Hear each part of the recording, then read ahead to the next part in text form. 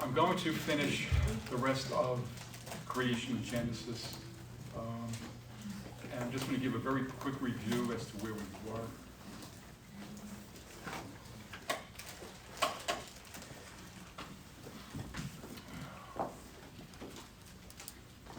Last time we left off, God had created Adam, and then God created the woman, and Adam called her Eve. All right. In Genesis 1:26, we see that God made man in his image according to his likeness. We see man was given the authority to rule over the entire earth. The last time we had learned, God created Adam first. He brought the animals, which were the fowl of the air, and Adam named them. And then God created in front of Adam the land animals, and he named them. And he made them male and female, and it was discovered that there was no mate for Adam. Now, God had planted a garden, and Adam saw God create the garden, right? And God put Adam to sleep. And he put him to sleep, and then he formed a woman, and Adam called the woman Eve, because she was taken from man. Now, so Eve was his helper. And God married them, and they became one flesh. All right. And in Genesis 2:25, they were both naked, the woman and the man, and they were not ashamed. Now, we see in Genesis 2:1-3, thus the heavens and the earth and all the host of them were finished. That was the physical creation. On the seventh day, God ended his work which he had done. He rested on the seventh day from all the work which he had created and made. And that was the physical creation that he was resting from. He was about to start on a spiritual creation, which was teaching up man as to how to live according to his way of life. And he did. He told Adam, not to eat of the forbidden fruit.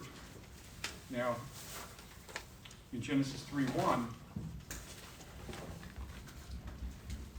we see this.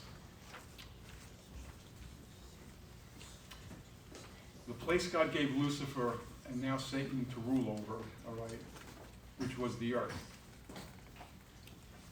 And Lucifer tricked the serpent into allowing him to be used so the serpent could tempt Eve, which actually Satan was in serpent. Eve didn't watch God create any.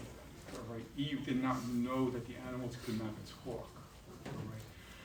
Satan planted the doubts in Eve's mind and twisted the truth. And we see here, now the serpent was more cunning than any other beast of the field which the Lord had made.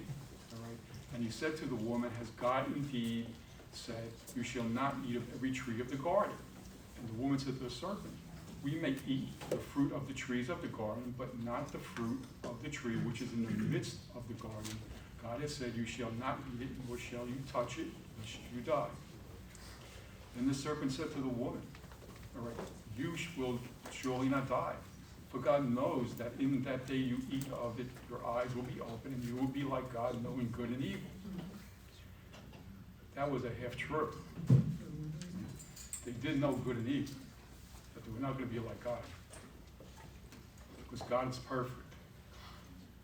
So Eve looked at it and desired to touch it and taste it. She wanted to be wise like God, and then she gave it to Adam. He ate also. Then it was Satan who told them they were naked, and that is why they tried to cover their bodies with leaves. They also heard God coming and hid themselves. And God questioned them and said, who told you you were naked? Right. And he said, did you eat of the tree I told you not to eat from? And neither of them said they were sorry. The blame game is what happened. God questioned Adam. The woman you gave me gave it to me. The woman you gave me gave it, and I ate it, is what he said. All right. And he questioned Eve. And she said, well, the serpent deceived me. That was true. The serpent did deceive her. But she decided to eat from it. She decided to eat of it. And God cursed the serpent and was going to slither on the ground and live in the dust of the earth. Now, Adam had the opportunity to refuse taking the forbidden fruit. He did not. He decided to go with what his wife Eve gave to him, was to try it and see as to what will happen. They didn't die immediately, all right? So that part of it was true, but they had to live 1,000 years, which is one day in God's eyes, all right, in order to qualify on a spiritual level. They didn't make it. Adam lived, I think, about maybe 23 hours according to the lifetime when you calculate it out for 1,000 years. We don't know how long Eve lived.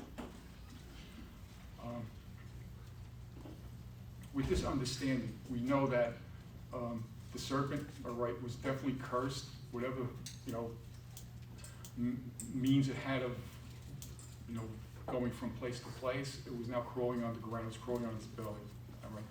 God did promise to send a Savior to restore the government on earth. All right. And we know that that government will be restored on this earth. We also know Christ came and he died for the sins of all mankind. And very shortly, in the coming weeks, we will participate in the Passover service, which is to remind us that Jesus Christ did come because of the sins of man, all right, died, all right, was resurrected, and is now sitting by the right hand of the Father.